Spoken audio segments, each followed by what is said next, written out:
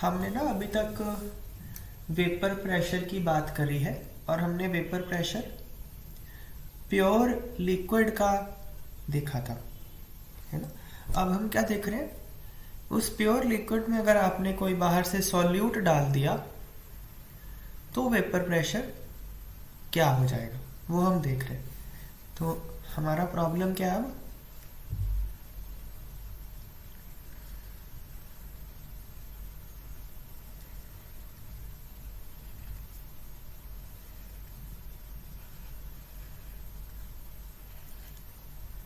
ये मान लो वाटर है, चलो वाटर ही मान लो, कोई भी लिक्विड हो सकता है, वॉलेटाइल लिक्विड कोई भी। वाटर में आपने मान लो इसमें ग्लूकोज ऐड कर दिया,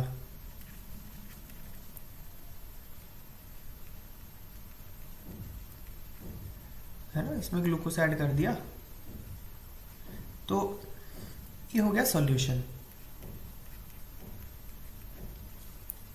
इसके वेपर प्रेशर को बोलते हैं पी ए नॉट, नॉट का मतलब प्योर वाटर। और इसके अब ये वेपर प्रेशर हम किसका मेजर करें, यहाँ पे वाटर के कुछ वेपर्स होंगे, तो वाटर के कुछ वेपर्स होंगे। वाटर को हमने ए बोला है, ग्लूकोज को हम बी मान लेते हैं, तो यहाँ पे जो वाटर वेपर्स का प्रेशर है वो होगा पी ए नॉट। अब यहाँ पे भी कुछ वाटर के वेपर्स होंगे, इन वाटर के वेपर का प्रेशर होगा पी ए नॉट, नहीं लगा क्योंकि ये प्योर वाटर नहीं है।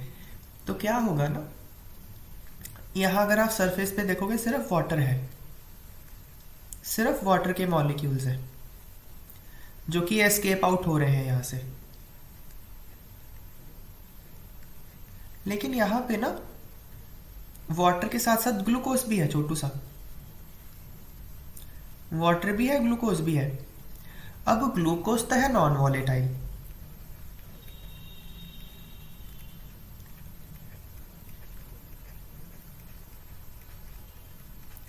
ये तो इवेपोरेट करता नहीं है, वाटर है volatile.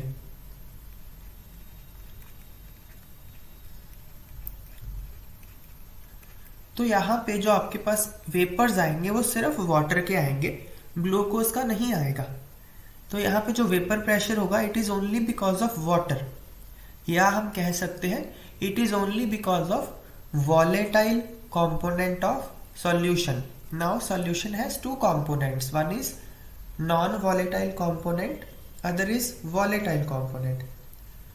Total vapor pressure of solution is only because of volatile component. और आप देख सकते हो क्योंकि नॉन वॉलेटाइल कंपोनेंट ऐसे ऊपर सरफेस पे जमा हो रहा है तो ये वॉलेटाइल कंपोनेंट को रोकेगा वेपर में कन्वर्ट होने से, तो वेपर प्रेशर कम हो जाता है। तो ये इसका मैथमेटिकल एक्सप्रेशन रॉल्ट्स लॉ ने बताया, तो हम लिखते हैं रॉल्ट्स लॉ।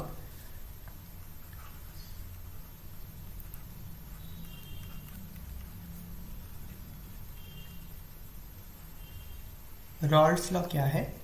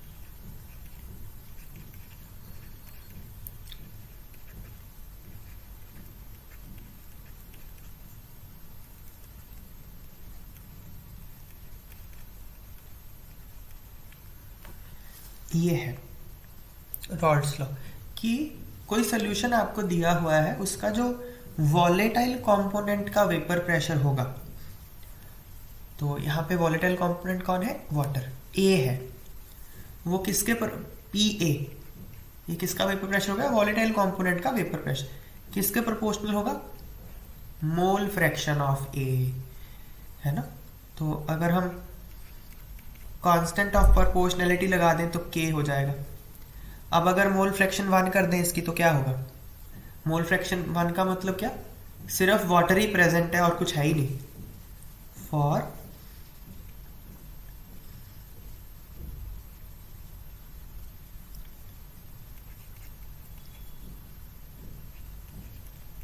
अगर x से 1 है तो x भी 0 हो जाएगा ना, b यहाँ ग्लूकोज है क्योंकि दोनों का सम 1 होता है। तो अगर x से 1 है तो फिर प्योर वाटर ही हो गया, तो p ये क्या हो जाएगा? p A not.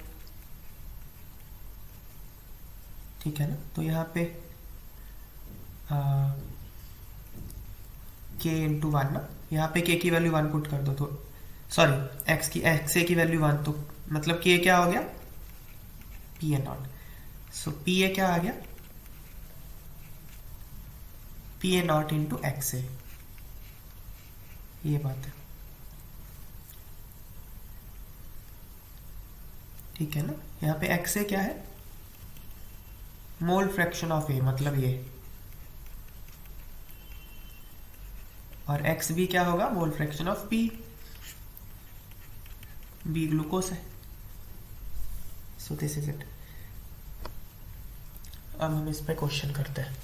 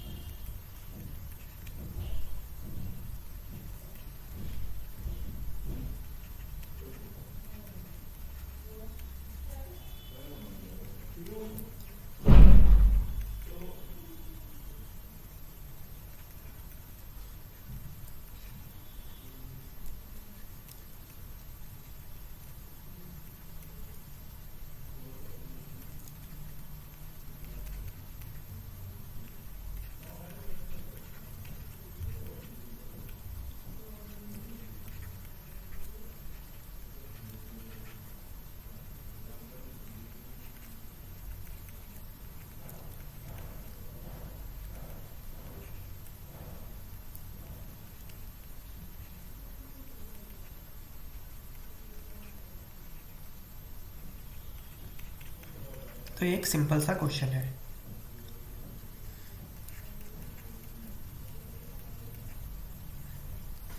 To 93 kelvin पे आपको वाटर का वेपर प्रेशर दिया हुआ है, मतलब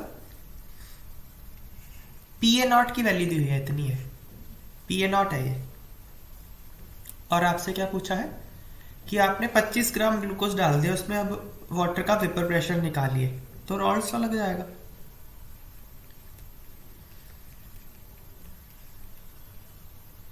क्या बोलता है Raoult's law? P A is equal to P A not into X A. हम यहाँ पे ए वाटर को मान रहे हैं, बी हम यहाँ पे ग्लूकोज को मान रहे हैं। सो पी ए नॉट कितना है? 17.535। एक्स ए क्या होगा? N A upon N A plus N B.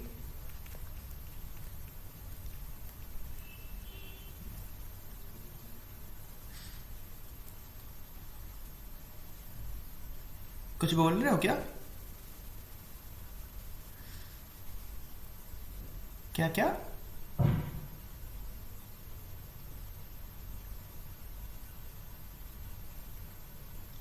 हाँ, number of moles of water क्या होंगे?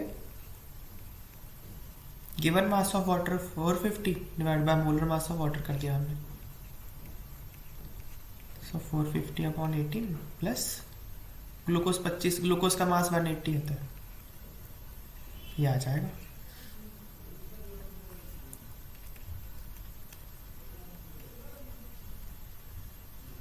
म्यूट कर लो ना, अगर कुछ बोलना है तो बोल दो, नहीं तो म्यूट कर। दोनों को 180 से मल्टीप्लाई कर दिया।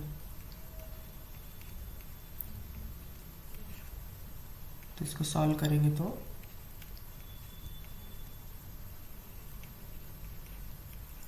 सिंपल क्वेश्चन, एक ही फॉर्मूला लगा।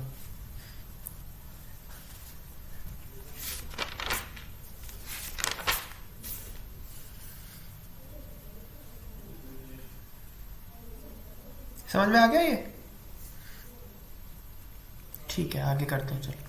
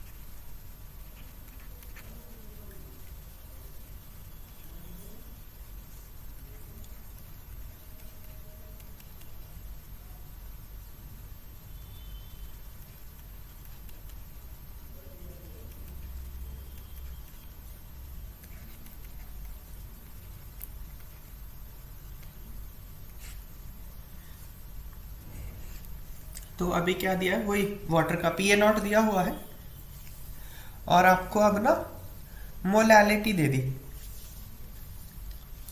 हाँ, vapour pressure of 1 molar solution. तो अब आपको मोलैलिटी को मोल फ्रैक्शन में कन्वर्ट करना पड़ेगा। तो कैसे करेंगे, देखो 1 molar means 1 mole solute in 1 kg water है ना, तो 1000 ग्राम, 1000 ग्राम वाटर। तो मतलब क्या, 1 मोल सॉल्यूट इन 1000 अपॉन वाटर का मास 18 होता है, इतने मोल वाटर। अब मोल फ्रैक्शन निकाल लो, एक्स ए हम वाटर को मान रहे हैं, और बी जो भी नॉन वॉलेटाइल सॉल्यूट है उसको मान रहे हैं। तो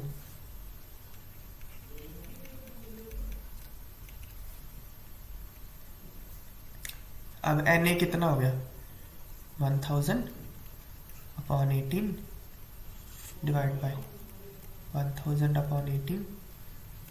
इसका तो मोल 1 दिया ही हुआ है, मतलब 1 मोल है ना, तो x से इतना आ गया। अब रॉल्स लॉ,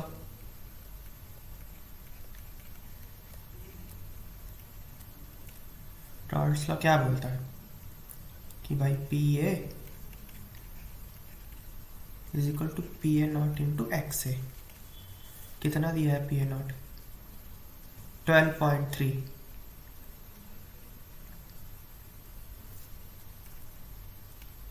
12.3 इंटू ये आ जाएगा,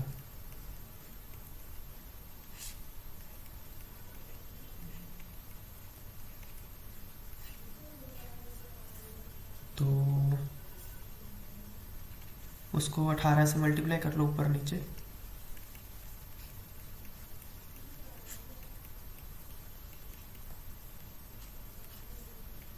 इसको अगर हम सॉल्व करेंगे ना 10.08 आए। क्लियर है क्वेश्चन? ठीक है, अब हम नेक्स्ट करते हैं।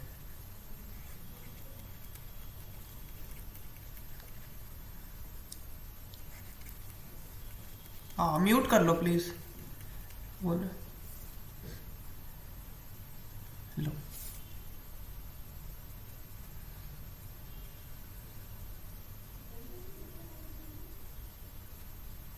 हो गया?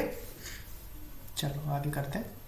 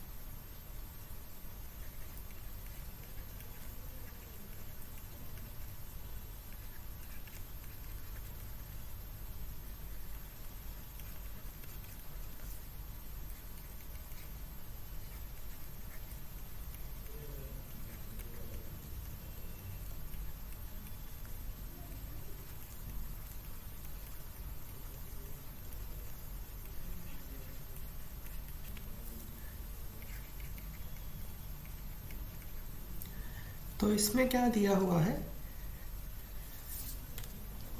आपको 30 ग्राम नॉन वॉलेटाइल सॉल्यूट दिया हुआ है, उसका मोलर मास नहीं पता,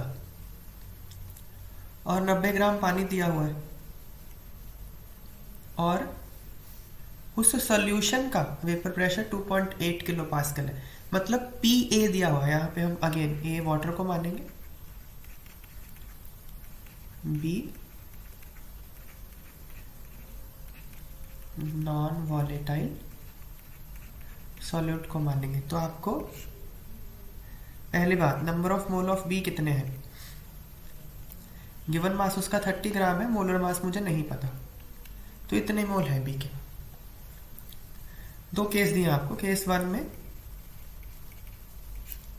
नंबर ऑफ मोल्स ऑफ ए कितने हैं, वाटर कितने, 90 ग्राम पानी दिया हुआ, देखो ऊपर यहाँ पे ना ये 90 ग्राम वाटर दिया हुआ है, तो फिर वाटर के नंबर ऑफ मोल कितने हो जाएंगे, 90/18, 5 मोल्स। एक और केस है, केस 2, उसमें आपने क्या किया है, 18 ग्राम पानी और ऐड कर दिया, तो मतलब क्या, नंबर ऑफ मोल्स ऑफ ए 18 मतलब 108 हो गया 90 का, 18 6 मोल हो गया पानी का। इसका पीए आपको दिया हुआ है 2.9 किलो पास्कल।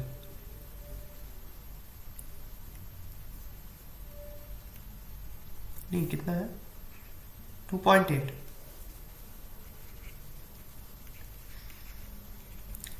और दूसरे केस में आपको पीए है 2.9 किलो पास्कल। आपसे दो चीजें पूछी हैं, एक तो molar mass of solute M B कितना है, और वेपर प्रेशर ऑफ वाटर, सिर्फ वाटर मतलब प्योर वाटर, तो पी ए नॉट पूछा है, दो चीजें पूछे, तो दो चीजें पूछी हैं, दो आपके पास इक्वेशन बन जाएंगी। तो रॉल्स लॉ लगाओ, यहाँ पे P A not into x से। पी ए कितना है 2.8, पी ए नॉट नहीं पता।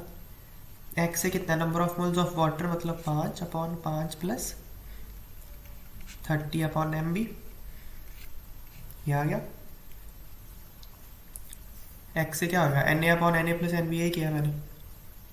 यहाँ पे पी ए कितना है 2.9। अच्छा रॉल्स लॉ लगेगा ना पहले, चलो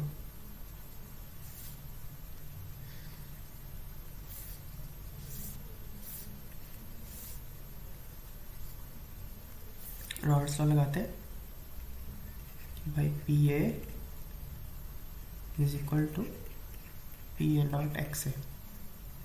तो यहाँ पे पी ए 2.9 है, पी ए नॉट पता नहीं है, एक्स से क्या है 6/6 प्लस 30/mb। सॉल्यूट का तो उतना ही मोल्स है ना दोनों में, सॉल्वेंट डाला आपने बाद में, पानी डाला 18। तो अब डिवाइड कर लो दोनों को, ये 1 आ गया, ये 2 आ गया। करो आप 2 डिवाइड बाय 1, सो 2.9/2.8 क्या आ जाएगा। पी ए नॉट, ये पी ए नॉट है sorry, P A not cut गया, क्या आएगा 6/6 प्लस 30/mb 5 प्लस 30/mb, ये आ जाएगा। mb से डिवाइड कर दो, ऊपर नीचे मल्टीप्लाई कर दो, 6/5 5mb प्लस 30, इधर आएगा 6mb प्लस 30। अभी एक ही इक्वेशन है, एक ही वेरिएबल है, तो इसको अगर हम सॉल्व करेंगे ना तो हमारे पास mb आएगा 23 ग्राम। अब इसको आप किसी भी क्वेश्चन में पुट कर लो ऊपर, ये चाहे यहाँ पुट कर लो चाहे यहाँ पुट कर लो।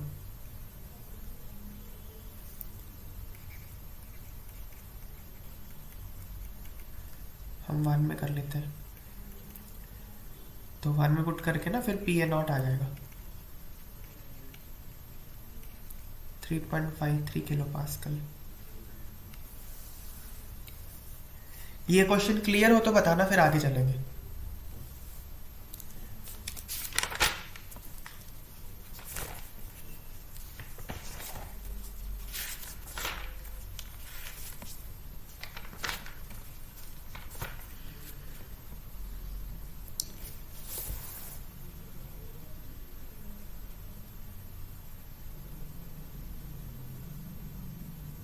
ओके, एक टाइप का और क्वेश्चन आता है, तो उसके लिए मैं थोड़ी सी थ्योरी करवा देता हूँ पहले। ऐसे जितनी थ्योरी हमने कर ली उससे भी कर सकते हैं वो क्वेश्चन, पर थोड़ा आसान तरीका है उसको करने का। तो हम रॉल्स लॉ की थ्योरी आगे और करते हैं। तो हमने रॉल्स लॉ में क्या कहा था कि पी ए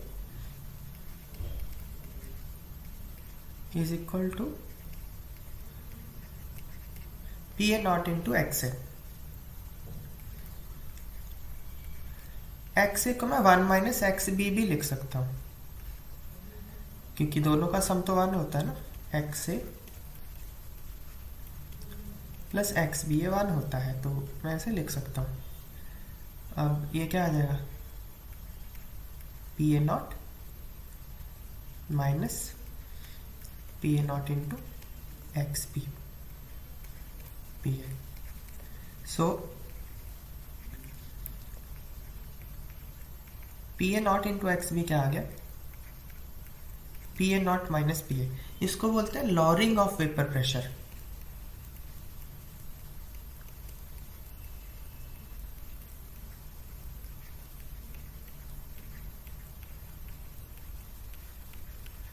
है ना, पहले इतना था पी ए नॉट मतलब प्योर लिक्विड का इतना था वेपर प्रेशर, उसके बाद आपने नॉन वॉलेटाइल सॉल्यूट डाल दिया तो वेपर प्रेशर पी ए बच गया, कम हो गया, तो डिफरेंस कितना आ गया इतना, लोअरिंग ऑफ वेपर प्रेशर।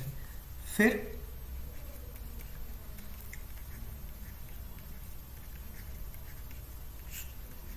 इसको हम क्या बोलते हैं relative lowering.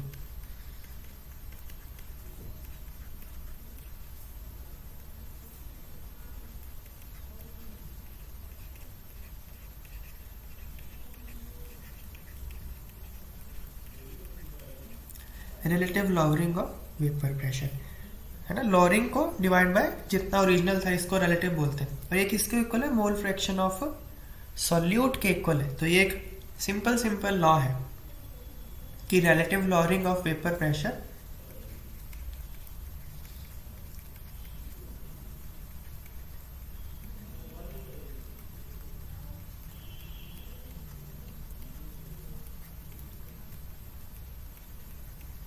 is equal to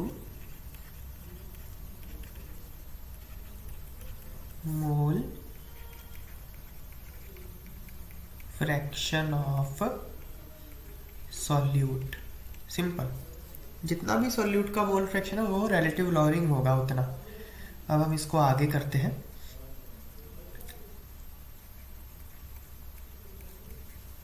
P A not minus P A upon P A naught क्या आएगा? N B upon N A plus N B. X B को मैंने खोल के लिख लिया। अब क्या करो ना, इसको कर दो आप उल्टा, उल्टा कर दो।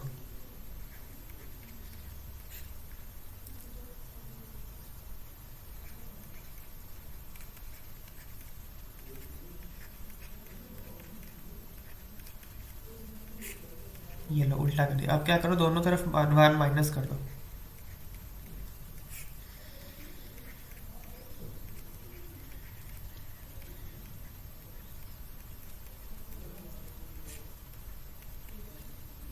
माइनस वन यहाँ पे,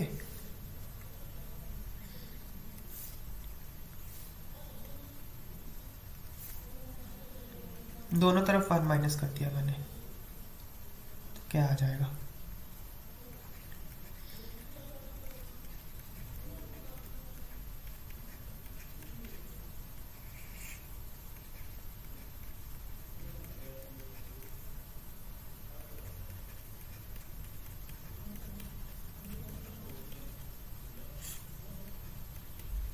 ये आ गया।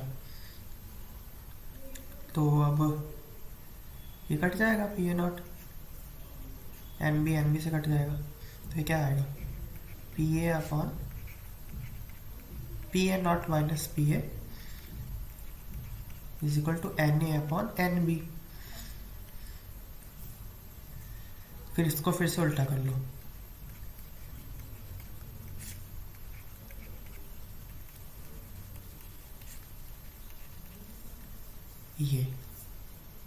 ये फॉर्मूला बहुत यूजफुल है। मतलब lowering of vapour pressure divide by solution का vapour pressure is equal to N B upon N A. इसको ऐसे भी लिख सकते हैं, number of moles of B क्या होगा? Given mass of B divide by molar mass of B. ये का क्या होगा? ओह सॉरी,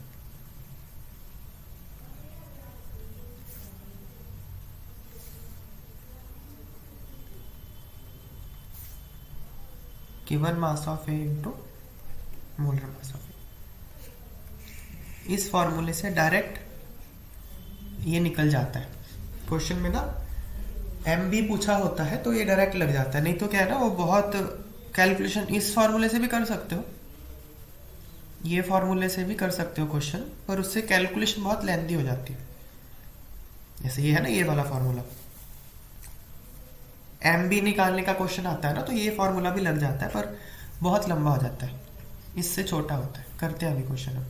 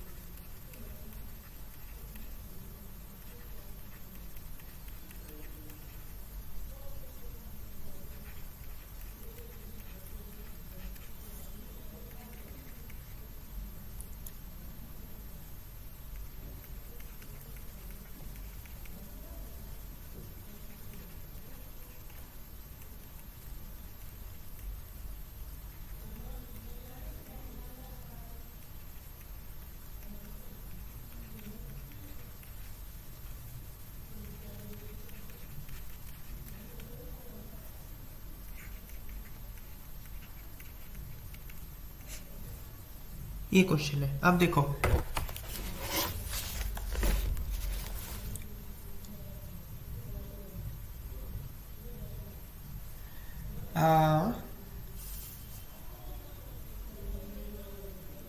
अच्छा, मैंने ना बॉइलिंग नहीं बताया क्या होता है, तो इसमें दो तीन बातें बताने वाली है, मैं धीरे धीरे बताता हूँ एक एक करके। पहले तो पूछा क्या है आपसे, एमबी पूछा है, इतना तो क्लियर हो रहा है। सोल्यूट का मोलर मास पूछा गया है और सोल्यूशन है, सोल्यूशन का कॉन्सेंट्रेशन कितना है, 2%, नॉन वॉलेटाइल सॉल्यूट है ना। अब ना 2% बता दिया, आपको ये नहीं बताया कि ये W/W है, W/V है या V/V है, मास बाय वॉल्यूम परसेंटेज है, वेट बाय वेट परसेंटेज है या वॉल्यूम परसेंटेज है। अब देखो क्या है ना, अगर आपको रॉल्स लॉ लगाना है तो उसमें आपको एक्स ए चाहिए या कहो कि एक्स बी चाहिए, मतलब मोल फ्रैक्शन चाहिए, N B upon N A plus N B. अब number of moles, mole fraction मतलब नंबर ऑफ मोल्स ही होता है, नंबर ऑफ मोल्स मतलब वेट होता है ना। तो जैसे इसको क्या लिखोगे आप, weight of B upon M B upon weight of A upon M A plus weight of B upon M B. Number of mole मतलब वेट से ही रिलेटेड है, तो एक्स बी में कहीं भी वॉल्यूम से रिलेटेड कुछ नहीं आता। तो दैट मीन्स अगर आपको 2% दे दिया और ये नहीं बताया क्या है, तो वेट बाय वेट ही होगा, क्योंकि आपको इसको एक्स बी में कन्वर्ट करना पड़ेगा अगर आपको क्वेश्चन सॉल्व करना है तो।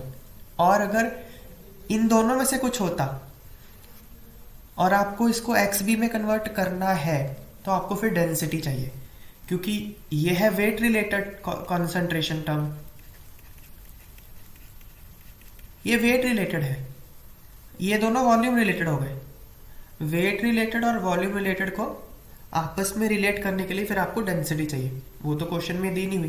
दैट मीन्स ये 2% जो दिया है ना, ये वेट बाय वेट ही है, तो ये आपको क्वेश्चन में नहीं भी दिया हो सकता, आपको खुद से जज करना पड़ेगा। सो इस केस में हमारे पास वेट बाय वेट है, तो हम पहले एक्स बी निकालने का काम करते हैं। खैर एक्स बी तो हमको यहाँ चाहिए भी नहीं। अच्छा, अगला आपको सोल्यूशन का पीए दिया हुआ है 1.004 बार, ये पीए है। अच्छा, अब पीए नॉट नहीं पता, नॉर्मल बॉइलिंग पॉइंट दिया हुआ, लेकिन ये देखो नॉर्मल बॉइलिंग पॉइंट पे ना जो पीए नॉट होता है वो होता है 180 एम,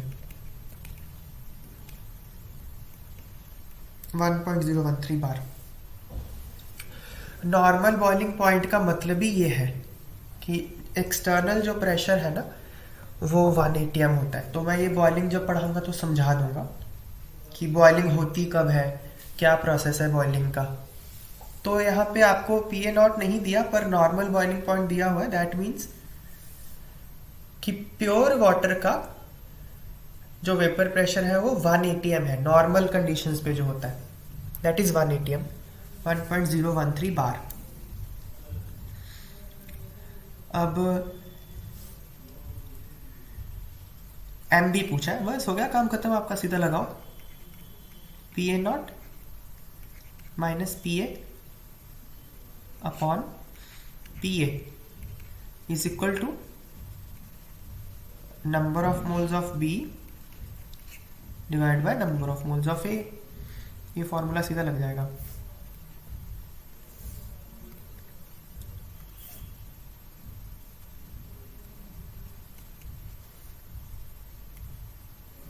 तो number of moles of B क्या आ गया, W B upon M B, N A क्या होगा, number of moles of A, W A into M ए।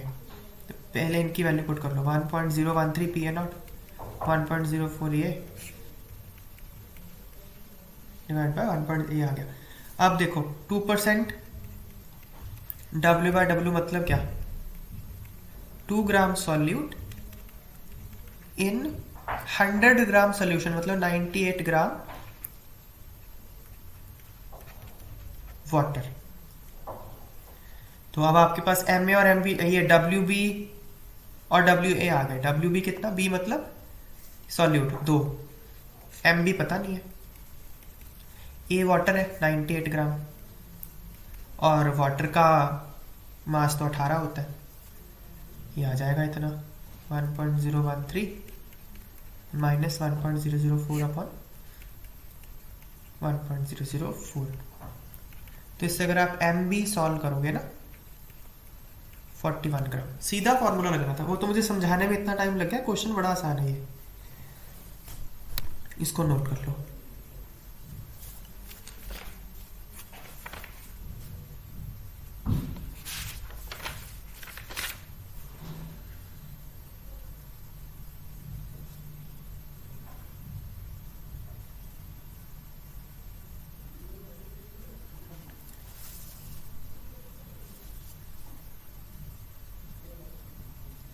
हो गया?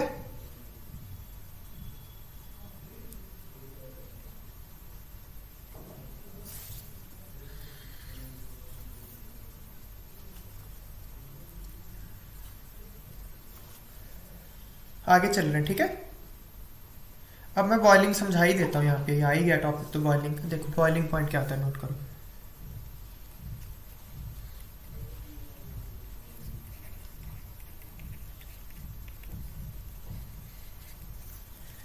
देखो यहाँ पे ना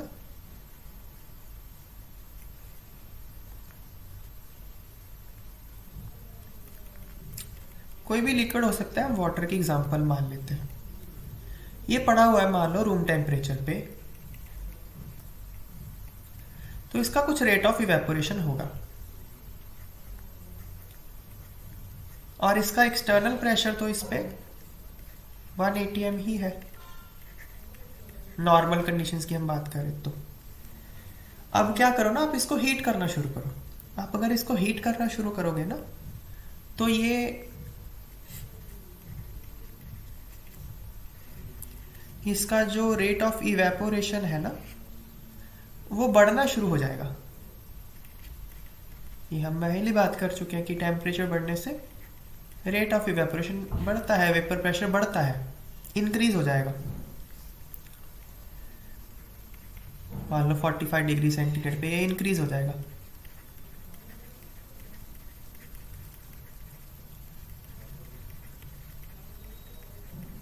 अब ऐसे बढ़ाते जाओगे ना, तो इवेपोरेशन इंक्रीज करता जाएगा, और ना एक ऐसा टेम्परेचर आएगा जो कि वाटर के केस में 100 डिग्री सेंटीग्रेड होता है, किसी और लिक्विड के केस में कोई और भी हो सकता है। जब ना, अब क्या है ना, ये इवेपोरेशन सिर्फ सरफेस से होती है, अंदर वाले मॉलिक्यूल नहीं करते। लेकिन जब आपने कोई ऐसा टेम्परेचर कर दिया ना, जब इस लिक्विड का वेपर प्रेशर जो है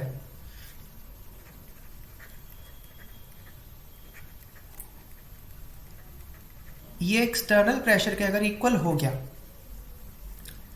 तो ना ये बल्क से भी इवेपोरेट करने लगेंगे। बल्क मतलब लिक्विड के अंदर से भी, सिर्फ सरफेस से नहीं, लिक्विड के अंदर से भी इवेपोरेशन होना शुरू हो जाएगी। तो सारे के सारे अंदर बाहर सब जगह से वो इवेपोरेट होना शुरू हो जाएगा। इसको बोलते हैं बल्क से होना शुरू हो गया इवेपोरेट। ऐसा कब होगा? जब आप हीट कर रहे हो और इस लिक्विड का वेपर प्रेशर एक्सटर्नल प्रेशर के इक्वल हो गया। इस पॉइंट को बोलते हैं बॉइलिंग, है ना। तो बॉइलिंग पॉइंट क्या है? When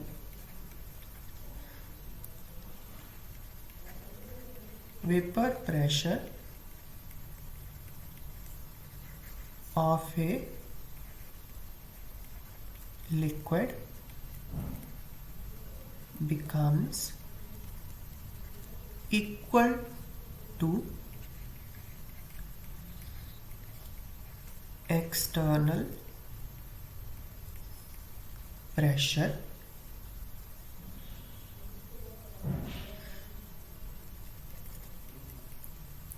this phenomena is called boiling and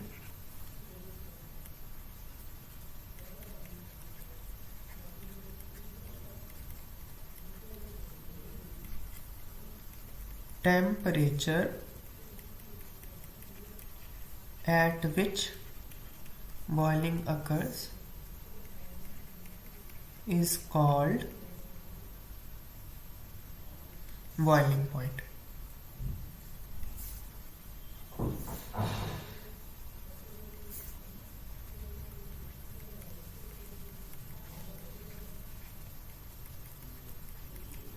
boiling point क्या है? एक ऐसा टेम्परेचर जिसपे वेपर प्रेशर है जो लिक्विड का वो एक्सटर्नल प्रेशर के इक्वल हो गया। अब नॉर्मल बॉइलिंग पॉइंट क्या होता है?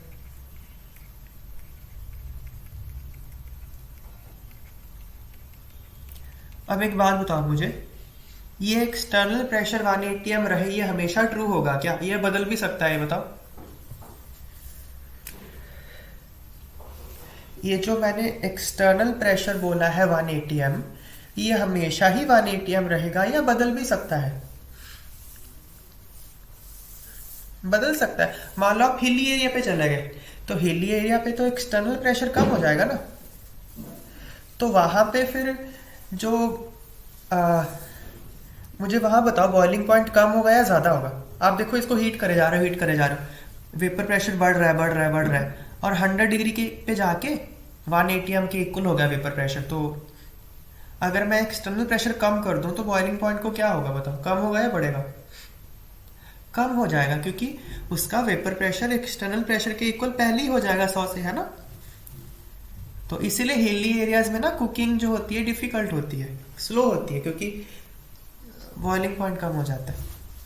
तो नॉर्मल बॉइलिंग पॉइंट क्या होता है? When external pressure is equal to 1 atm। 1 atm होता है 1.013 बार। ये तो यूनिट्स कन्वर्जन है, याद ही करना पड़ेगा। Then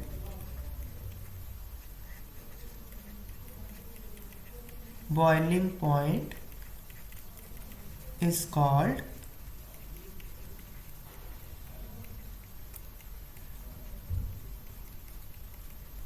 normal boiling point.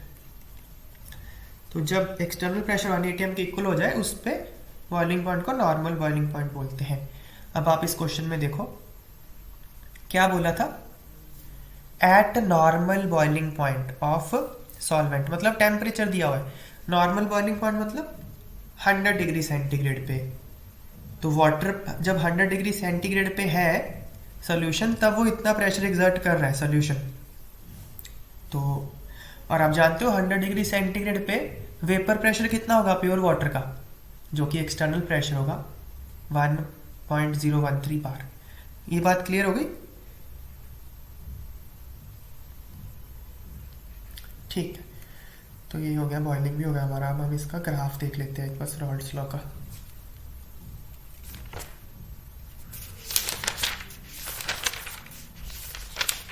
इसका ना ग्राफ होता है, जैसे मैंने अभी आपको बताया कि P A is equal to P A not into X A. तो मैं अगर P A versus X A graph बनाऊं,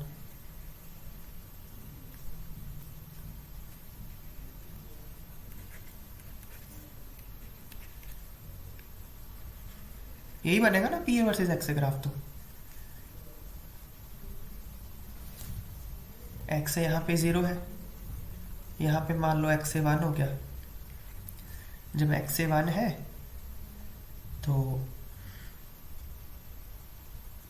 पी ए नॉट होगा।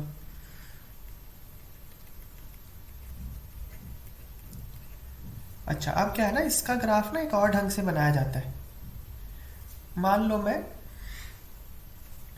जब एक्स ए 1 था तो एक्स बी क्या होगा? 0। एक्स इस तरह से है, एक्स भी इस तरह से होगा, है ना। एक्स जब 1 है एक्स बी 0 है, जब एक्स ए 0 है एक्स बी 1 है, क्योंकि दोनों का सम हमेशा 1 होता है। तो अगर मैं इसका ग्राफ बनाना चाहूं, देखो क्या है ना, इसको ऐसे, ये ना उल्टा उल्टा बनाया गया है graph, 0 to 1 X B P A. Normally क्या होता है भाई, पॉजिटिव साइड एक्स एक्सिस की इस तरफ होती है, यहाँ पे ना इसको उल्टा कर दिया। ये ऐसा ही करा जाता है इस चैप्टर में, ऐसा कर देते हैं तो कंफ्यूज नहीं होना। पॉजिटिव साइड इस साइड कर दी जब आपने एक्स बी का ग्राफ बनाया, तो ऐसे कर दिया, तो फिर क्या होगा, ये बन जाएगा ग्राफ। ग्राफ तो ये रहना ना, एक्स बी 0 से 1, तो ये पी ए है, ये P A versus X B graph है। अगर मैं इसको सीधे ढंग से बनाता तो इसने ये बनना था, X B P A. X P जब 0 है तो ये पी ए नॉट है, एक्स पी जब 1 है तो प्रेशर 0 है। तो ग्राफ एक्चुअली ये है जो हमने आज तक सीखा है, पर उसको उल्टा करके ना ये बना दिया। अब क्या करते हैं ना, वो हम जब आगे करेंगे ना तब आपको समझ में आएगा कि उल्टा करके क्यों बनाया है, तो अगले टॉपिक में समझ में आ जाएगा, पर ऐसे उल्टा करके बना देते हैं। So for the time being this is the graph of ये पी ए वर्सेज एक्स है, या फिर पी ए वर्सेज एक्स भी, ये ग्राफ हो गया। तो ये है रॉल्ड्स लॉ। इस केस में हमने क्या करा है, हमने नॉन वॉलेटाइल सॉल्यूट डाला है। अगले क्लास में हम ना वॉलेटाइल सॉल्यूट डालेंगे।